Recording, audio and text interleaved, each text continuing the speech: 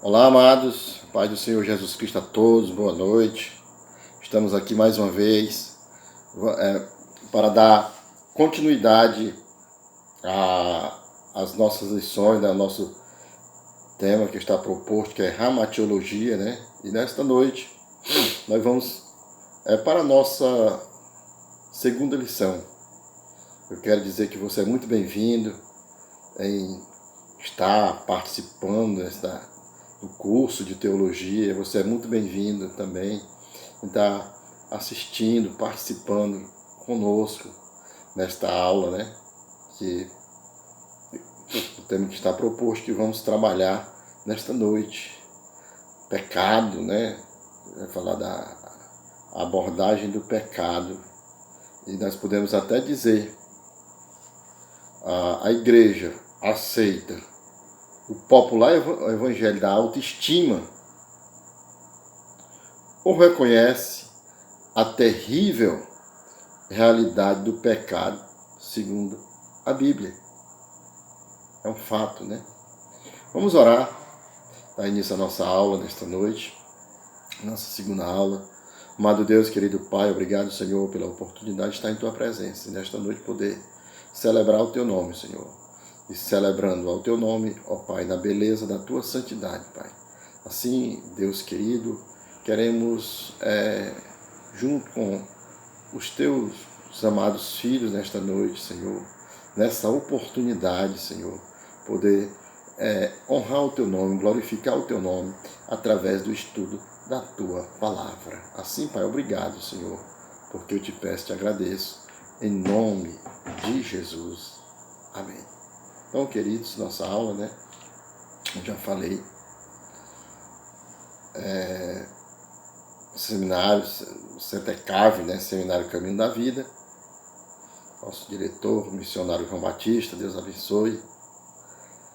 E professores, alunos, quando entram nesta empreitada, amados, podemos até dizer, para uma boa compreensão e o melhor aprendizado, faz-se necessário mantermos, desenvolvermos e cultivarmos a comunhão. Tá certo? Com certeza vai ser muito bom no nome de Jesus. Nosso tema hoje é a queda do homem, antecedentes e problemas. Então nós vamos trabalhar principalmente, antecedentes da queda, a lei de Deus, o significado da lei de Deus, o propósito da lei de Deus, a relação do crente para com a lei de Deus. Depois vem a natureza do pecado. O pecado é um tipo de mal específico. O pecado é uma falta de conformidade com ou transgressão da lei de Deus. O pecado é um princípio ou natureza, bem como um ato. O pecado é essencialmente egoísmo, né? E nosso tempo nós vamos abordar nesta noite. A gente prepara uma aula, mas são muito material. A gente tem que saber administrar, né? Porque também, ainda dentro desse tema proposto para esta noite, tem os problemas relacionados com a queda. Então, como pode um ser santo cair? Como pôde um Deus justo permitir que o homem fosse tentado? A necessidade da experiência, a necessidade de um tentador, a necessidade, possibilidade de resistir à tentação, né? Aí a gente pode dizer, como pôde um castigo tão grande ser vinculado à desobediência de uma ordem tão significante, né? Vamos dizer, o princípio envolvido, o significado da ordem, o castigo anunciado, a condição revelada, né? Glória a Deus.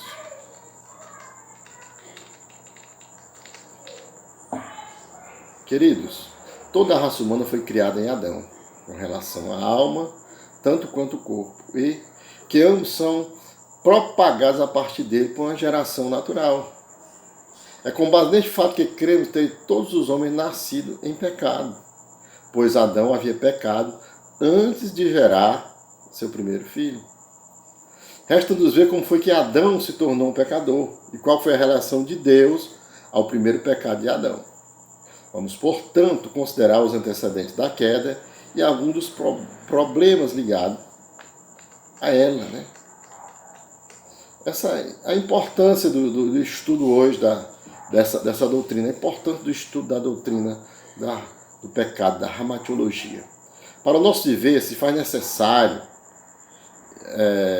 conhecer e compreender a doutrina do pecado, porque percebemos a sua ação e resultado da nossa volta, não é verdade?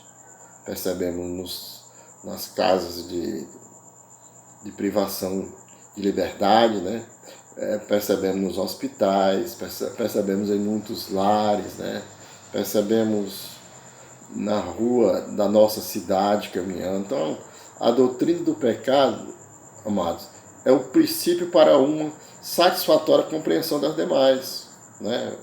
Fará toda a diferença acerca do estudo das disciplinas seguintes, porque passa, vamos dizer, a acontecer uma sequência lógica, e se encaixam perfeitamente, né? Se encaixam perfeitamente. Isso é muito bom, né? Podemos dizer, a priori, que o pecado é um estado mau da alma ou da personalidade que, logicamente, vai expressar o mais íntimo do indivíduo. Certo? Os pecados não são meramente atos errados, praticados isoladamente, mas é algo inerente, interiormente fixado na alma do ser humano. Está lá, fixado, né? Tá certo? Os antecedentes da queda. Precisamos saber a respeito da lei de Deus para podermos compreender a transgressão dela, que foi o pecado. Tá certo? E precisamos saber a respeito da natureza do pecado para compreendermos sua origem em Adão e Eva. A lei de Deus.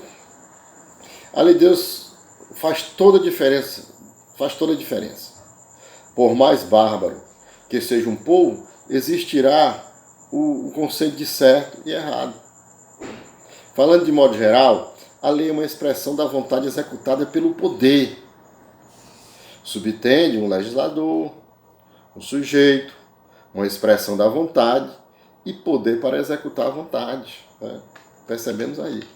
Os termos usados, como os termos lei da natureza, lei da mente e etc., são contradições quando usados para indicar um modo de agir ou uma ordem de sequência, sem se conceba haver por trás deles uma vontade ordenadora e um poder executador.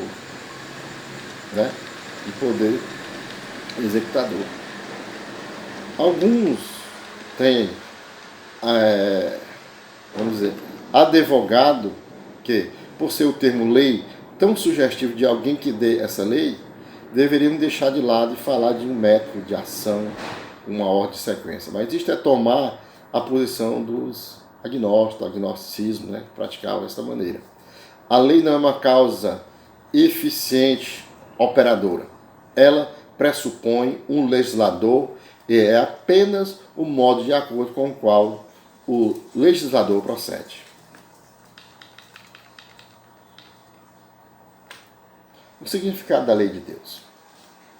A lei de Deus, em particular, é a expressão de sua vontade, executada por seu poder, possui duas formas: a lei elementar e a promulgação positiva. A lei elementar, o que entendemos por lei elementar?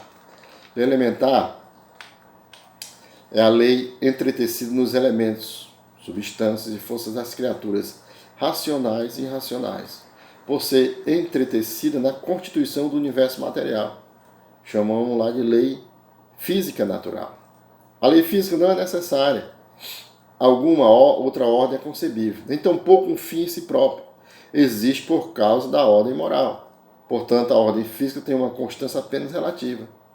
Às vezes Deus a suplementa através de um milagre, por ser entretecido na constituição de seres, vamos dizer, seres racionais e livres, chamam lá de lei moral. Né? Aí vem a lei moral. Ela subentende um legislador, Deus, sujeitos sobre os quais ela termina, um comando positivo, escrito na constituição moral do homem. Poder para cumprir o comando, dever ou obrigação de obedecer às sanções para a desobediência. Esta lei é uma expressão da natureza moral de Deus e insinua que completa conformidade com essa natureza é a condição normal para o homem, seguindo de perto a ideia de Strong. Né? A imparcialidade da lei de Deus. Vemos tão claramente que a lei de Deus não é algo arbitrário, pois se origina em sua natureza. Né?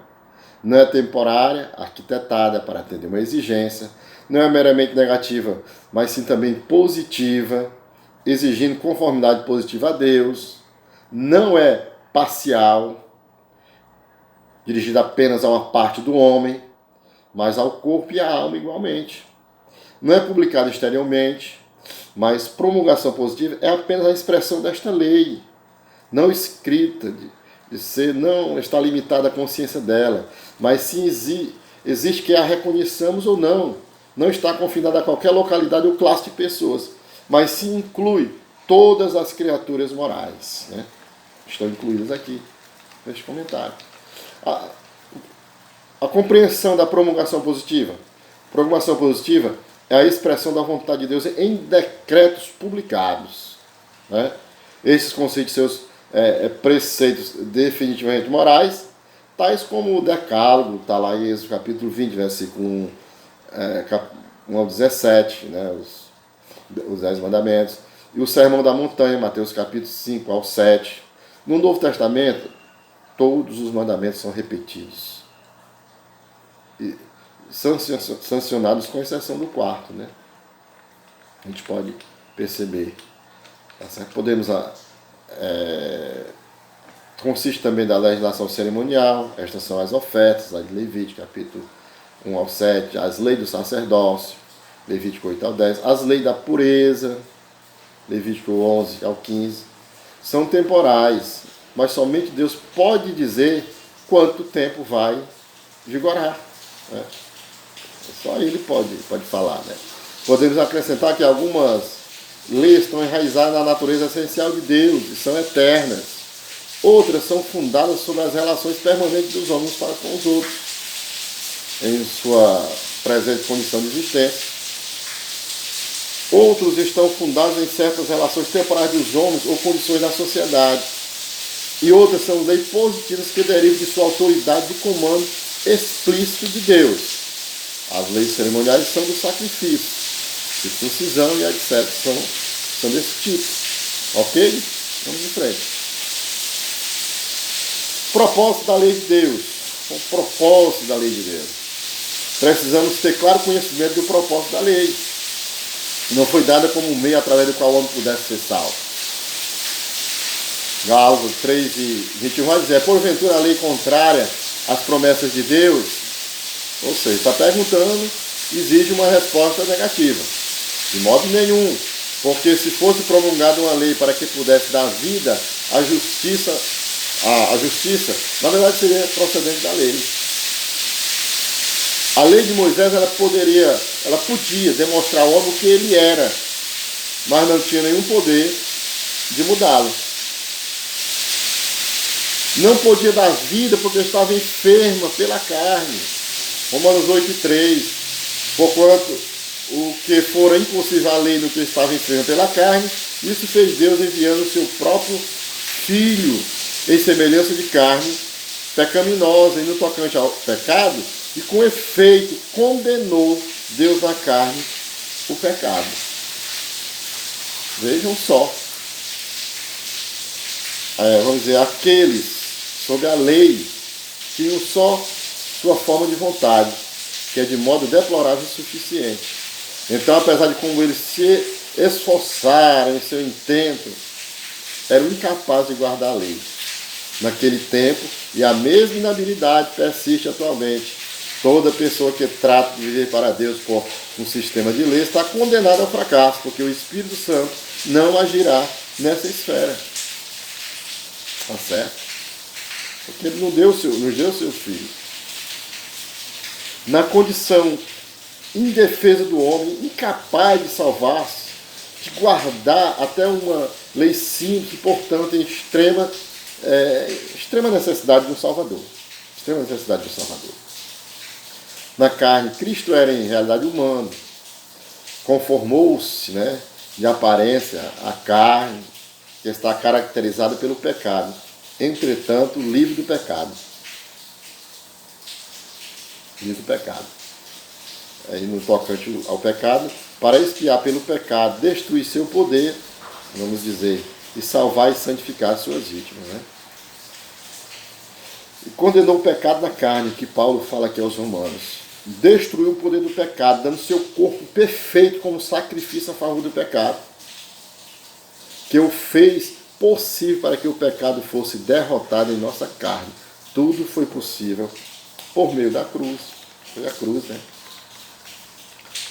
A cruz que nos permitiu, né?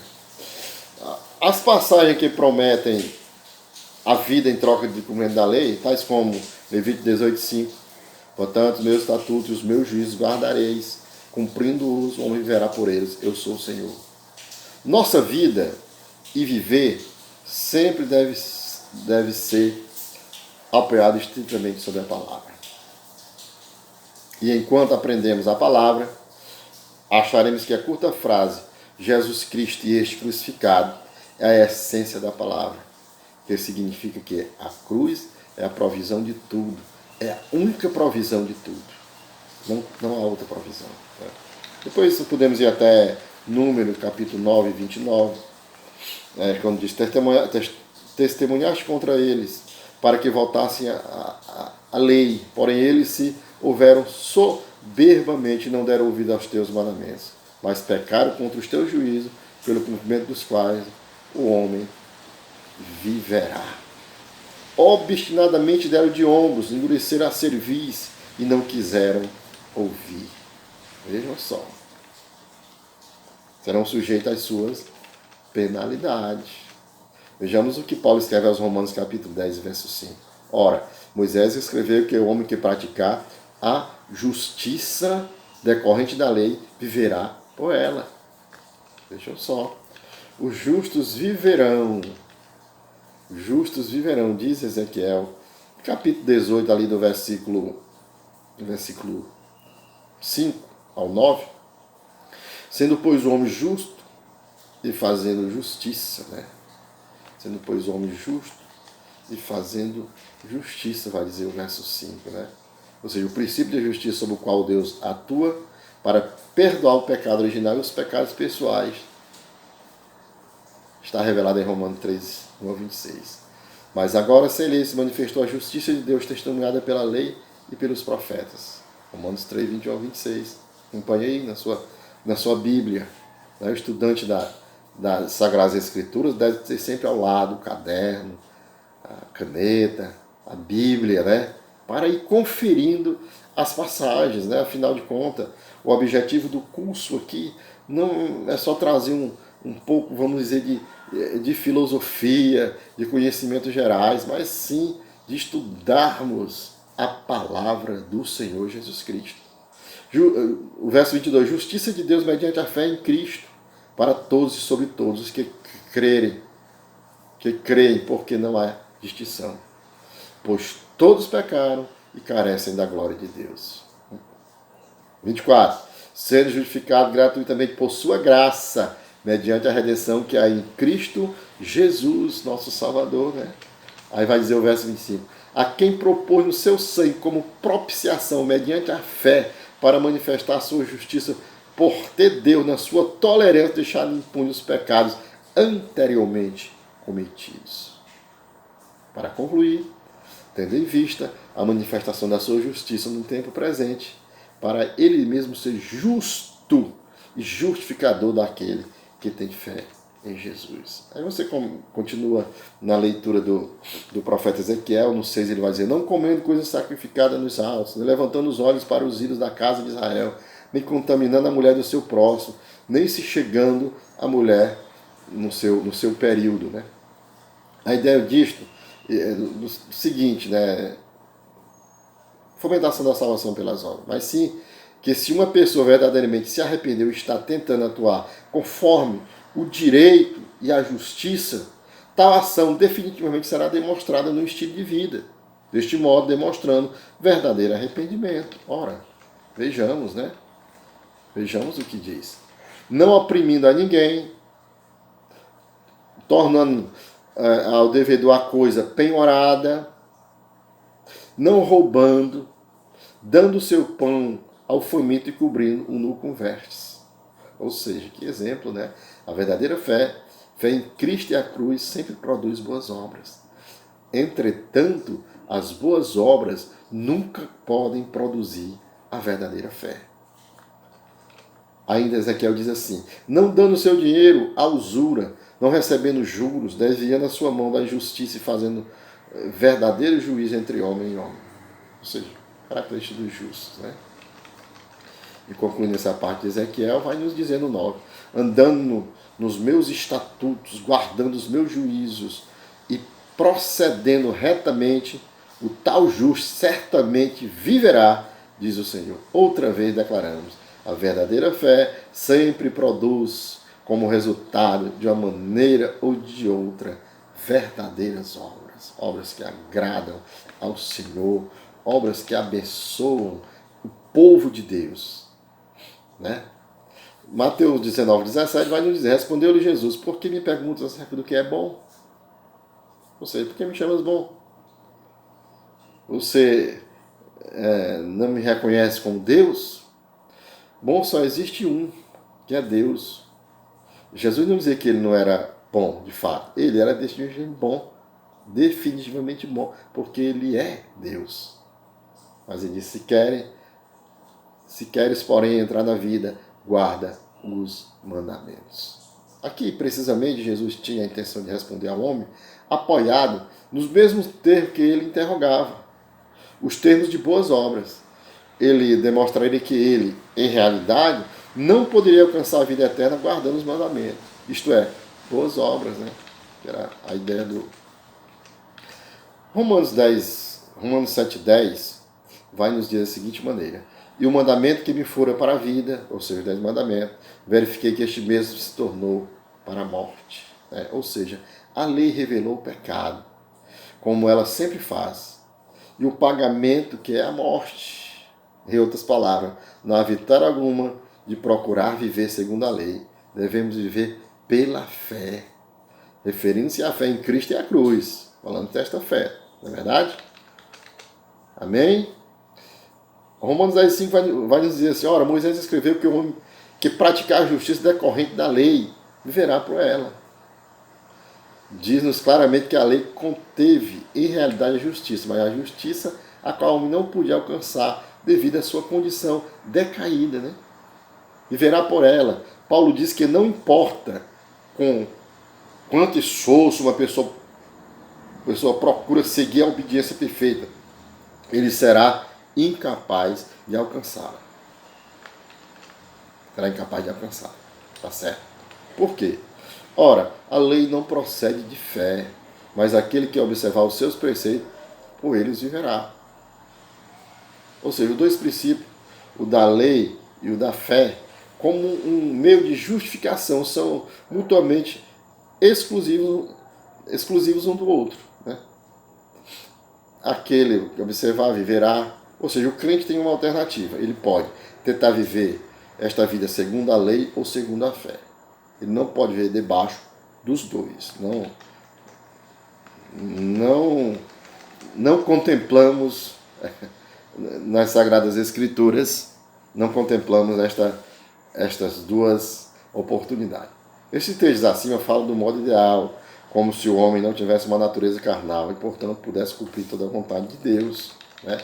Mas como o homem está irremediavelmente escravizado a seu próprio ego, não pode cumprir a lei de Deus e, consequentemente, nem vida nem justiça são possíveis pela lei. A importância da lei escrita.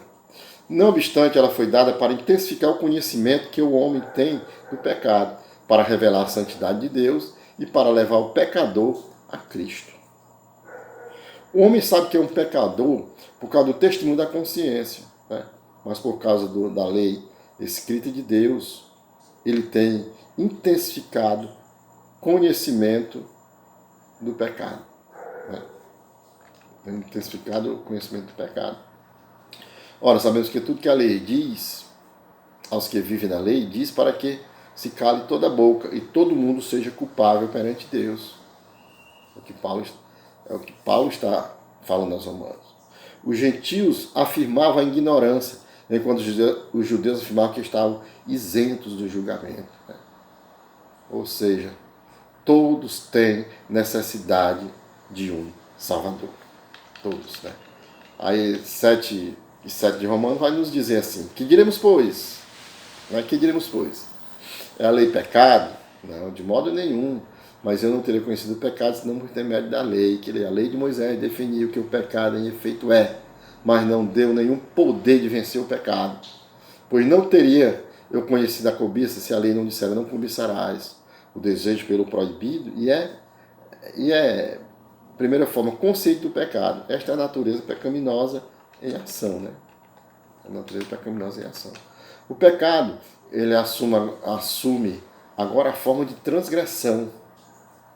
Porque até o regime da lei, a lei de Moisés, havia pecado no mundo, causado pela queda de Adão. Mas aqui em Romanos, o pecado não é levado em conta quando não há lei. Antes que a lei fosse dada, o pecado e seu juízo imediato, vamos dizer assim, não foram imputados a conta daqueles que estavam vivendo naquele tempo. Mas devido à queda de Adão, eles eram ainda pecadores, né? 7,3 vai nos dizer: acaso o bom se tornou em morte? De modo nenhum. Não é a lei que tem culpa, a lei não é culpada, mas sim é o pecado do homem que está oposto à lei, né? Tá certo? Pelo contrário, né? O pecado, a natureza pecaminosa do homem. Ele continua: para revelar-se como um pecado. A intenção divina da lei é por dizer que o pecado poderia mostrar sua verdadeira característica, mostrar sua cara. Por meio de uma coisa boa, causou minha morte. A lei era boa e é boa. Mas se a gente tentar guardar seus preceitos morais, vamos dizer, por meio, além da fé constante na cruz, o resultado final será a obra da morte. Em vez de vida, tudo isso pode fazer, mas só a fé em Cristo e a cruz. Só a fé em Cristo e a cruz. A fim de que pelo mandamento se mostrasse sobremaneira maligno. Continua aqui no verso que Paulo está tratando do 7,3. Podemos dizer que essa parte que eu li, a fim de que pelo mandamento se mostrasse sobremaneira maligno. Isto confunde enormemente ao crente. Ele trata de viver para Deus e tenta toda a sua força e poder, mas continuamente fracassa. Ele não tem porquê. A verdade é que ninguém pode viver para Deus desta maneira. Não é a ordem prescrita de Deus. Essa ordem é a da cruz. Né? A ordem é da cruz. Paulo diz: mas eu não teria conhecido o pecado senão por intermédio da lei. Que diremos, pois, né? Ela, de modo nenhum, voltar, né? Revelava, né? A lei revelava o desejo proibido. Acredito que ele falando aqui, ele não queria dizer que não teria conhecido o pecado de nenhuma maneira, mas sim que não teria conhecido extremamente pecaminoso. É por isso que devemos pregar a lei aos pecadores. Precisamos mostrar-lhes como pessoalmente culpados quando medidos pela lei de Deus, né? Medidos pela lei de Deus. Mas a lei também, medidos pela lei de Deus. Mas a lei também foi dada para revelar a santidade de Deus. Né? Esse aspecto espetacular, maravilhoso da lei. Por conseguinte, a lei é santa e o mandamento santo, justo e bom. A lei é santa, esta é a revelação de Deus em si mesmo. O problema não está na lei de Deus. O problema está em nós. A lei se compara a um espelho que mostra ao homem o que ele é. Mas não tem nenhum poder para trocá-lo, né? Substituir, tirar do lugar.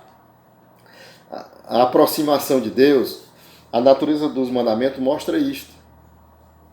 Mas mais especificamente, as cerimônias e rituais, o tabernáculo com seu pátio, o lugar santo dos santos, e a meditação dos sacerdotes, né, tinham a finalidade de mostrar a santidade de Deus.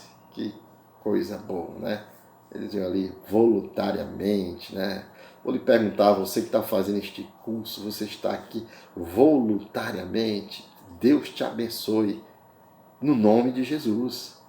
Aproximar-se dele era possível apenas sob certas condições e certos homens e em certas ocasiões. Vejam só.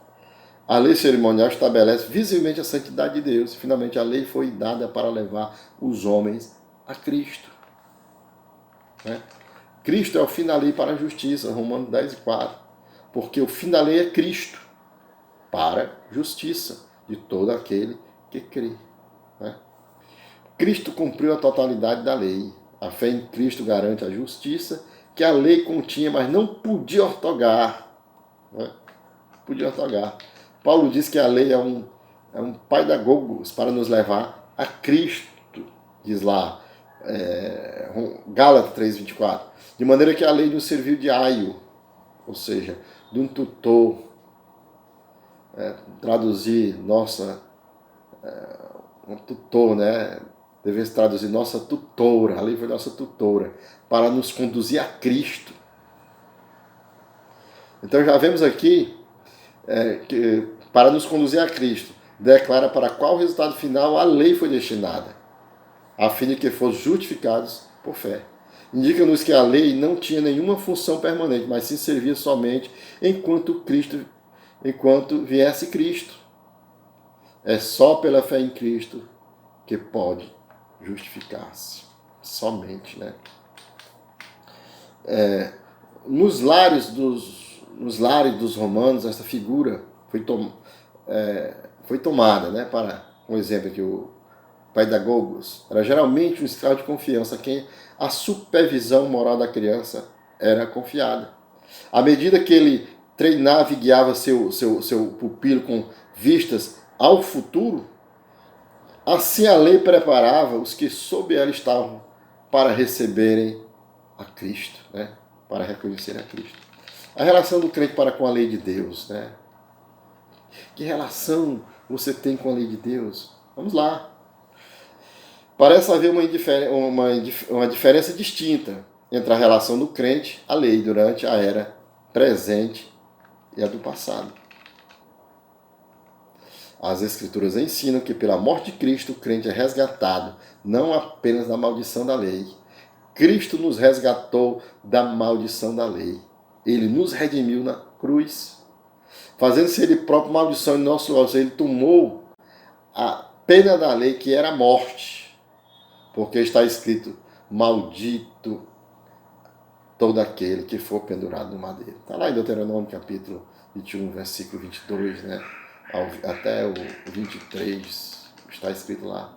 Isto é, da penalidade a lei imposta pela lei, mas também pela própria lei. Né? 7,4. Meus irmãos, também vós morreste relativamente à lei. A lei não está morta em si, mas estamos mortos para a lei, porque estamos mortos para seus efeitos. Isto significa que não devemos tratar de vir para Deus por meio da lei. Se for a lei de Moisés ou lei inventada por outros homens ou de nós mesmos, devemos estar mortos para toda lei. Né? Por meio do corpo de Cristo, a crucificação de Cristo, que satisfaz as demandas da lei. Quebrantada, que não podemos satisfazer, mas Cristo fez para nós, tendo cumprido a lei de todos os pontos de vista. O cristão não está obrigado à lei de maneira nenhuma. Só Cristo e o que ele fez na cruz, né? Para pertencer a outros, né? Falando de Cristo. A saber, aquele que ressuscitou dentro dos mortos. Ora, somos levantados com ele em novidade de vida. Temos que entender sempre que Cristo há provido, provê e proverá cada necessidade que tenhamos, né? E contemplando exclusivamente, referindo-nos ao que ele fez por nós na cruz, a fim de que frutifiquemos para Deus, né? E o fruto apropriado só pode que naqueles que se rendeu a Cristo. Depois tem Efésios, porque ele, Cristo, é a nossa paz, né? O qual de ambos fez um, ou seja, judeus e gentios, e tendo derribado a parede de separação que estava por meio da inimizade. Inimizade entre quem? Entre judeus e gentios. Paulo escrevendo aos Efésios, né? Na sua carne desfez, aboliu, corresponde à sua morte na cruz, pela qual ele redimiu a humanidade. E o que também significa que ele não morreu espiritualmente, como alguns afirmam. A inimizade, o ódio entre Deus e o homem, causado pelo pecado. Isto é, a lei dos mandamentos na forma de ordenança, a lei de Moisés, e mais em particular os 10 mandamentos, né, o decálogo, para criar em si, mesmo dos dois, os judeus e os gentios, um novo homem fazendo a paz, o qual novamente foi efetuado pela cruz, né, pela cruz. Aos Colossenses ele vai nos dizer: se morreste com Cristo, em efeito disso, considerando o fato que você morreu em Cristo para os rudimentos do mundo, ou seja, o caminho do mundo. Porque, como se vivesse no mundo, vós sujeitais à ordenança, mas se refere à confiança em algo além de Cristo e a cruz, né? Pela salvação e a vitória. Foi no Calvário que Cristo se tornou o fim da lei para a justiça. Porque o fim da lei é Cristo para a justiça. Ou seja, vamos repetir, Cristo cumpriu a totalidade da lei para todo aquele que crê. A fé em Cristo garante a justiça que continha na lei, mas não podia ortogar, né? Que isso inclui a lei cerimonial, bem como a cerimonial evidenciada, segundo os Coríntios. Vai falar, e se o mistério da morte, gravado com letras em pedras, se revestiu de glória, a ponto de os filhos de Israel não poderem fitar a face de Moisés por causa da glória do seu rosto, ainda que desvanecente, né? Ou seja, transitória. A glória do rosto de Moisés se desvanecia, assim como a lei se desvanecia. E o que era a intenção? O que era a intenção quando veio Cristo, né? Que era a intenção. Como não será de maior glória o mistério do Espírito? É um convênio, é uma aliança, é um convênio muito mais glorioso. É uma aliança maravilhosa, né? Vamos dizer, é um convênio muito mais glorioso, apoiado em melhores promessas, conforme o escritor da carta aos Hebreus. Agora, com efeito, obteve Jesus ministério tanto mais excelente, quanto é ele também mediador de superior aliança, instituída com base em superiores promessas. Ele vai nos dizer, porque se o ministério da condenação foi glória, a lei de Moisés, em muito maior proporção será glorioso o ministério da justiça, né? Devido ao que Cristo fez por nós na cruz, o qual fez possível para que o Espírito Santo fizesse coisas grandes dentro das nossas vidas, dentro da minha, da sua, dentro da vida da igreja, daqueles que se aproximam do Salvador e o recebem. Contanto que mantemos nossa fé na cruz.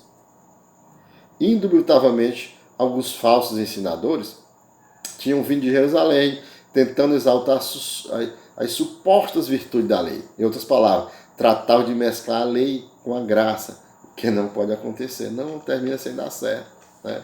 Portanto, na verdade, o que outrora foi glorificado neste respeito, já não resplandece diante da atual sobre excelente glória, segundo os Coríntios 3:10. A glória da lei de Moisés não podia nem começar a comparar-se com a glória do novo convênio. É o que está dizendo. O que foi gravado, né, com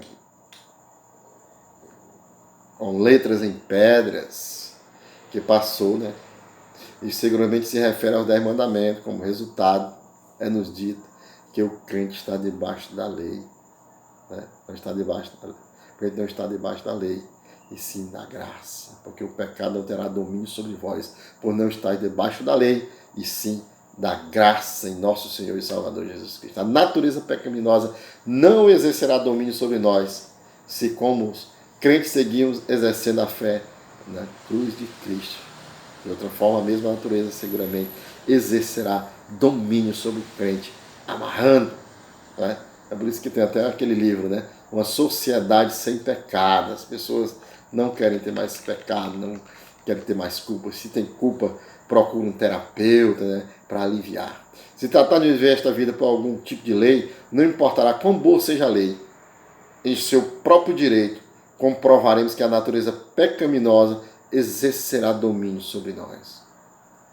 Vivemos pela graça. A graça de Deus flui ao crente de modo interminável, meus irmãos. Só quando o crente exercita a fé em Cristo e no que ele fez na cruz, a graça é simplesmente a bondade de Deus exercida por e através do Espírito Santo e dada aos santos, ressaltando imerecidos de tal bondade, né? Merecidos de tal bondade. Agora, porém, libertados da lei, né? Você foi liberto da lei, está liberto da lei, como Paulo diz, 7,6, Gálatas 4,30, quando diz a Escritura, vai nos falar, Gálatas 5,18, mas se sois guiados pelo Espírito, não estáis na lei, né? Se sois guiados pelo Espírito, não estáis sob a lei. Não pode seguir ao Espírito e a lei ao mesmo tempo, mas infelizmente é o que a maioria dos cristãos estão tentando fazer. A menos que entendam bem a cruz com respeito à santificação, não pode devidamente ser guiado pelo Espírito.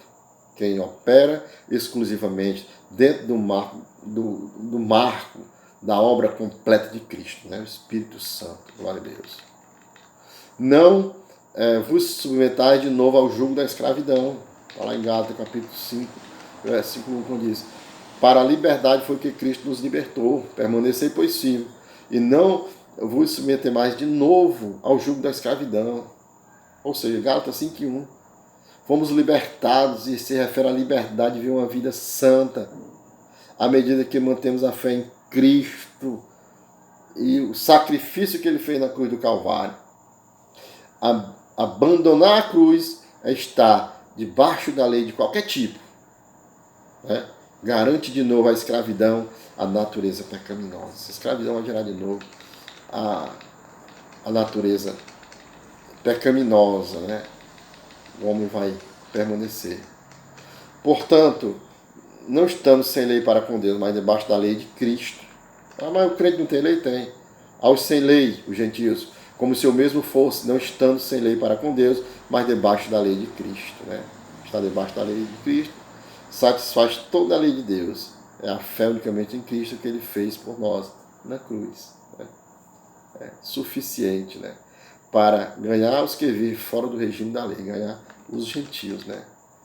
Aí ele aconselha, levar cargas um dos outros, assim, é compartilhar a dor e a pena com aquele que fracassou espiritualmente, né? Aquele que não tem muita força para caminhar os retos caminhos do Senhor. Você vai ajudar, oferecer o ombro amigo para que ele possa se apoiar e seguir esta caminhada maravilhosa rumo ao nosso destino, já que o escritor da carta aos Hebreus nos diz que não temos aqui cidade permanente. Continuemos. E assim cumprireis a lei de Cristo. Né? A lei de Cristo é o amor, né? Glória a Deus. Consequentemente, queridos, o crente deve manter seus olhos fixados em Cristo, como seu exemplo e mestre, e pelo Espírito Santo cumprir sua lei. Né? Esse é o caminho. Romanos 8,4, voltando aqui novamente, né? Romanos 8,4. Gálatas 5,18, guiado sobre o Espírito, né? Isso não significa que os preceitos do Decálogo, que são calcados na natureza de Deus, não possuem autoridade hoje. Na verdade, um exame cuidadoso revela que todos os mandamentos do Decálogo, com exceção do 4, estão reafirmados no Novo Testamento. São repetidos pela instrução nossa quanto à vontade do Senhor, mas não como preceito que devemos nos esforçar para cumprir, para nos tornarmos justos. Isto seria inútil, diz Paulo, visto que ninguém será justificado diante dele por obras da lei. Romanos 13:20, né? Pelas obras da lei. A lei em si mesmo só tinha a intenção de apontar o pecado, e de nenhuma maneira poderia libertar do pecado, nem tampouco se estabeleceu para fazer isso, né? É que nós devemos entender desta lei. Os crentes desta era receberam a adoção de filhos, e com a adoção de filhos a realidade do Espírito Santo. Paulo vai nos dizer em 4,5 de Gálatas, para resgatar os que estavam sob a lei. a fim de que recebamos a adoção de filhos, para que pudéssemos ser filhos de Deus, por adoção que resultou a fé em Cristo e a cruz. Em Cristo, o que ele fez lá na cruz, né?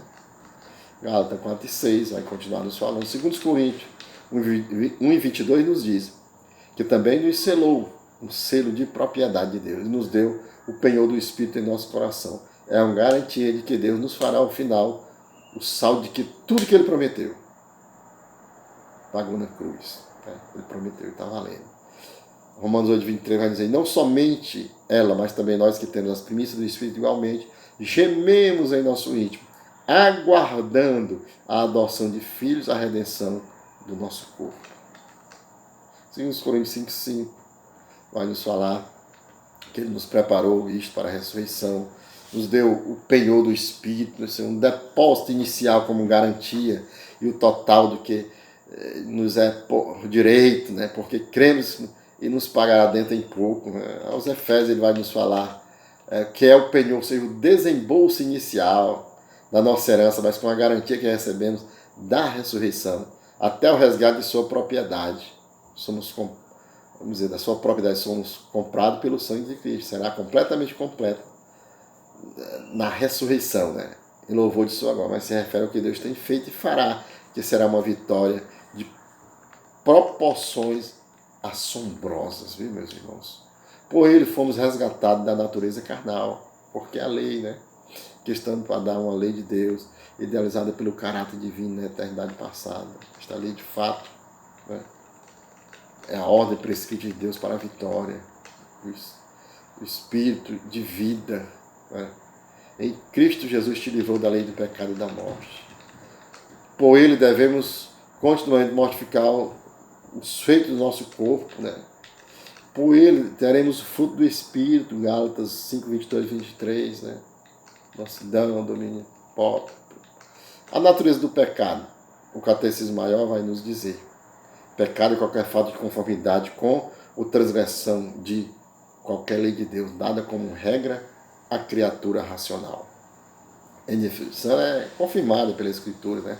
Todo aquele que pratica o pecado também transgride a lei, porque o pecado é a transgressão da lei, 1 João 3:4, né?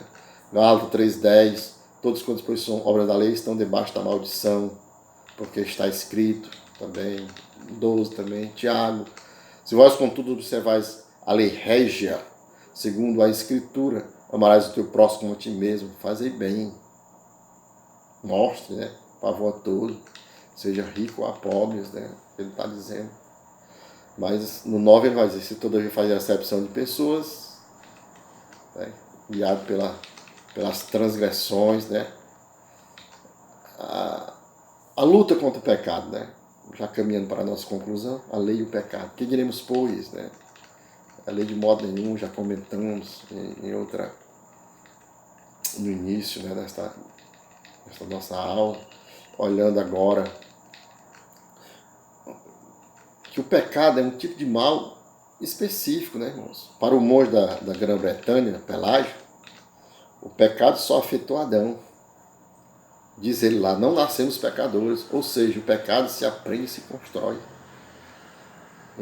Fazendo um contraponto, Agostinho diz, o pecado de Adão afetou e trouxe corrupção a toda a sua geração. Em outras palavras, estão mortos e se tornaram inimigos de Deus. Como diz João Batista, o missionário João Batista, foi hereditário, tá certo? Pecado hereditário. Muita coisa existe no mundo que o homem considera um mal e que não é pecado. Falamos de ciclones, enchentes, terremotos, geadas, secas, etc. Como sendo malos, mas nenhum é pecado. Da mesma maneira, falamos de animais selvagens, lunáticos, perigosos, crianças malvadas, sem querer dizer que são pecadores. Nossa definição limita o pecado à criatura racional. Aqueles que estiverem destituídos dos órgãos dos sentidos não podem saber o que é uma sensação. Os que nascerem cegos não podem contemplar o que é a visão. Nenhuma outra criatura, além da racional, pode saber o que é o pecado. Como o homem é uma criatura racional, ele sabe que quando faz o que não deveria fazer, e o que não deveria ser, é culpado do pecado. Como diz Roger, ele sabe que o pecado não é apenas a limitação de sua natureza, não, é simplesmente um estado subjetivo de sua própria mente. que não tem natureza aos olhos de Deus. Não é simplesmente algo tolo, aviltrante a seus próprios interesses, ou danoso ao bem-estar alheio. Ele sabe que o pecado tem uma natureza própria, específica, que inclui tanto culpa quanto poluição. O pecado é uma falta de conformidade, né, com a transgressão da lei de Deus. Como somos criaturas morais e racionais, estamos necessariamente sujeitos à lei do direito. A única questão é qual possa ser essa lei, né? Essa lei, né? Nossa razão, nesse caso, cada ser humano é a sua própria lei. Não pode haver, né? A ordem moral do universo, pois é apenas uma abstração, né? Consideração de felicidade do universo para manifestar que a felicidade não é necessariamente sinônimo de bondade, né? Nossa própria felicidade. O STF faz a conveniência, a regra sobre o que é certo e errado, mas que é sujeição à autoridade de um ser racional, Deus, que é infinito, eterno e imutável em sua perfeição. Tá certo? Apresentamos a natureza da lei de Deus, mas podemos aqui resumir nas palavras de Jesus. Ele diz: respondendo Jesus, amarás ao Senhor teu Deus de todo o teu coração, de toda a tua alma, de todo o teu entendimento. Este é o fundamento de toda a lei e também aplica-se ao presente dia da graça, né? A gente está apresentado aqui ao dia, ao tempo da graça, né? Esse tempo maravilhoso que estamos vivendo, né? O pecado é um princípio, natureza, bem como um ato, né? Falta de conformidade com a lei de Deus, abrange falta de natureza de bem como na conduta. Atos pecaminosos brotam de um princípio, natureza que é pecado, tá certo? Uma árvore corrupta só pode produzir frutos maus, né? Cuidado com o coração, né? Por trás do adultério se encontra a luxúria pecaminosa, por trás do assassinato o ódio feroz, né? São essas coisas, né? Paulo faz distinção entre o pecado e pecados. O primeiro é a natureza e o segundo a expressão daquela natureza, né? Paulo também diz: o pecado habita em mim, lá em Romanos 7,17. Mostra que ele reina, né? João declara que o pecado é ilegalidade, né? São trabalhando o nosso tema, né? As regulamentações, né, do antigo, a visão. A opinião da humanidade em geral concorda com esse ponto de vista. O homem atribui universalmente tanto vícios como virtudes e disposições a estados, bem como a atos conscientes e deliberados, né? Assim refere-se a um mau gênio, a uma disposição má. Na realidade, ações exteriores são condenadas apenas quando se considera terem sido originadas em uma má disposição. O pecado, tratamos como sendo... O pecado inclui a culpa, a poluição, né? O pecado inclui tudo isso. Ele refere sua relação para com a justiça e para com a santidade de Deus, né? Assim, o pecado, esses dois elementos de pecado são revelados na consciência do pecador. Por ser uma transgressão da lei, o pecado é culpa. Por ser um princípio, é poluição. Pecado como culpa foi, já falamos um pouco acima, né? Já caminhando para a nossa conclusão nesta noite, né? Já concluindo e esperando, né, o nosso próximo encontro, né, onde estaremos novamente dando continuidade, né? E para concluir, eu quero ler um texto sagrado que diz assim: Paulo disse que Cristo morreu por todos os que vivem. Não vivam mais para si mesmo, mas para aquele que morreu e ressuscitou. Ele morreu por todos, segundo os Coríntios 5,15, né? Recordando aqui ao leitor o sacrifício supremo que Cristo pagou, para que os que vivem, os que aceitam a Cristo, não vivam mais para si mesmo, já pertencemos a Cristo, mas para aquele que por eles morreu e ressuscitou, para fazer a sua vontade na nossa vida, né? Mas mostra os homens nos últimos dias como egoístas, né? Segundo Timóteo 3:2, pois os homens, os que afirmam ser cristãos, serão egoístas, avarentos, jactanciosos, arrogantes, blasfemadores, desobedientes aos pais, ingratos e irreverentes. Né? Vamos aí o egoísmo nesta faixa, né? O egoísmo nesta faixa. Mas, já para concluir aqui, só com acrescentando aqui o egoísmo, estes e outros versículos mostram o egoísmo com a essência do pecado, o princípio do qual tudo mais se origina, né? Tudo mais vem, tá certo? Então, nesta oportunidade, que Deus em Cristo nos abençoe e nos guarde, né? Deus abençoe você que permaneceu agora até o fim desse vídeo. E no nosso próximo encontro estaremos trabalhando na área relacionada a problemas relacionados com a queda, né? Tá bom? Que Deus nos abençoe, que Deus nos guarde, no nome de Jesus. Mas Deus, querido Pai, obrigado, Senhor, pela oportunidade que tivemos nesta noite, celebrar o Teu nome. Pai, obrigado pela Tua palavra, obrigado, Senhor, pela companhia daqueles que irão participar desse vídeo, assistindo, Senhor, também edificando a sua fé, Deus amado. Oh, Pai querido, assim, Pai, obrigado por tudo. Abençoa o seminário CTK, abençoa o missionário João Batista, Pai. Abençoa os demais irmãos, abençoa os alunos, Pai. Guarde-nos em tudo, meu Pai, porque eu te peço e te agradeço, em nome de Jesus. Pai do Senhor a todo e até o nosso próximo encontro.